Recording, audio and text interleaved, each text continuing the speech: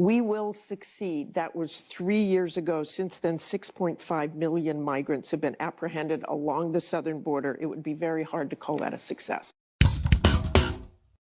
Well, what do we have here today? Joe Biden has officially done the impossible. He has united the nation in a common cause, and that common cause, of course, is being against his horrible immigration policies. As we're aware, immigration currently is the #2 issue right after the economy to American voters. And of course, the reason why this is happening is because the border is wide open. The floodgates have allowed over 10 million illegal immigrants into our country, which of course vastly overwhelms our immigration system.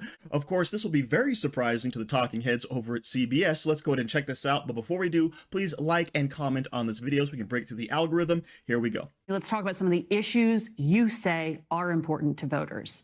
The border's one of them. President Biden did issue an executive order this past week. It authorizes U.S. officials to deport large numbers of migrants without processing asylum claims until the border crossings number dips below 1,500. So it's essentially suspending some of the asylum processing.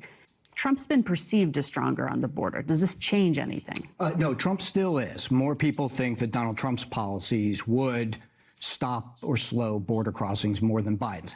You know, we have a lot of the campaign rhetoric speaking of what people say they would do. You've seen the Trump campaign talking about mass deportations. We tested that in a general way in principle. Would you support a new government program that would deport all people living in the U.S. illegally? And that finds majority favor. That finds 6 in 10. It's strongest among folks who are MAGA. It's strongest among Trump supporters, but also from some Democrats as well. And I think that that speaks to the general idea, not just that people see the border as a crisis, but also where we are in the campaign, where a lot of very dramatic or new proposals out there are finding favor here. So unpack that a bit, because this 62% of Americans favor deporting all undocumented immigrants. So Homeland Security says that President Biden has already deported or repatriated more people in the past year than any year since 2010. And then, depending on the details of what's talked about on the campaign trail, some of what Mr. Trump talks about could be illegal. It doesn't seem practical in some sense to round up children. And then we know that the courts have questioned whether local authorities would have the ability to do it, and federal authorities don't have the resources. So what exactly do people think they're supporting?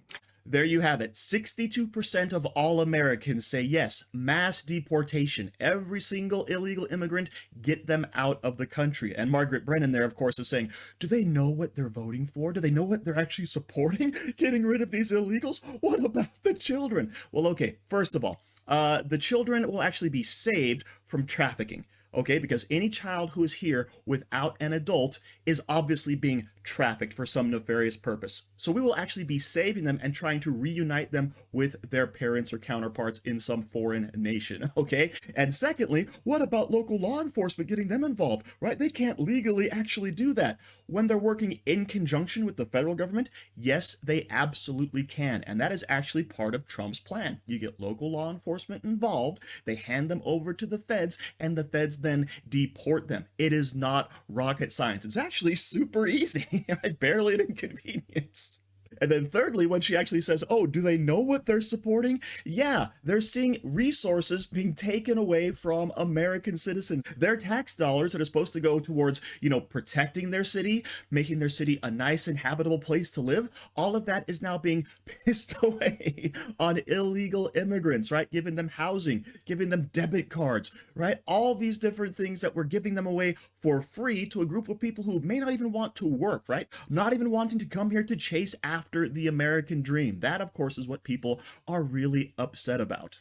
But don't worry, Joe Biden has a new policy, right? His new executive orders on the border, they're going to save everything and make it all okay. But let's hear about this from Mayorkas' own lying mouth. President Biden said this ban will remain in place until the number of people trying to enter illegally is reduced to a level that our system can effectively manage, meaning, as we said, that average of 1,500 encounters or less over a period of 14 days.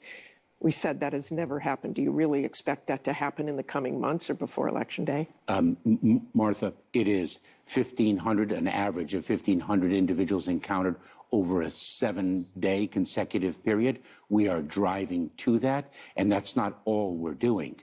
We are also communicating throughout the region about the lawful pathways. We are driving people to use. But that's something you've been doing all along. You've been trying to do that with people. I want to go back to an interview I did with you in March of 2021, 2 months into your tenure as DHS Secretary. You seemed totally confident then that you had that under control. Let's listen to what you told me. We have seen large numbers of migration in the past. We know how to address it. We have a plan. We are executing on our plan, and we will succeed. This is what we do. But one thing is also clear, that it takes time. It's tough, but we can do it. This is what we do, and we will accomplish our mission. We will succeed. That was 3 years ago. Since then, 6.5 million migrants have been apprehended along the southern border. It would be very hard to call that a success. Before we continue, I want to mention that Joe Biden, of course, is causing massive inflation and devaluation of our currency. So what can you do to protect your investments? You can go to Genesis Gold Group and turn your 401k or IRA into a gold-backed retirement account. To do this, all you have to do is go to angryteachergold.com or call 1-800-200-4653 and get yourself back on the gold standard. Let's get back to it. So the words are being thrown right back in Mayorkas' face, right? He's been lying for years. Oh, we have this under control. We have a plan, right? We can have all of this make sense and work. In the meantime, what have they really done? Just let anyone who approaches the border into the country, okay? That's basically how it works. You get to the border, you're welcomed in.